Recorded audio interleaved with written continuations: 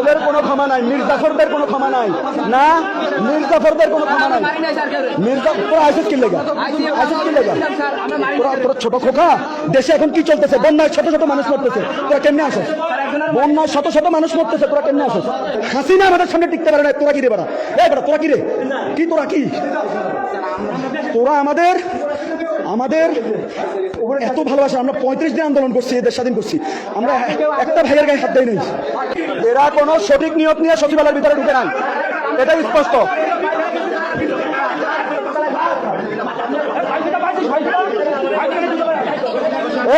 হাতু করে তোল, হাতু করে তোল, হাতু করে তোল, হাতু করে তোল, হাতু করে তোল,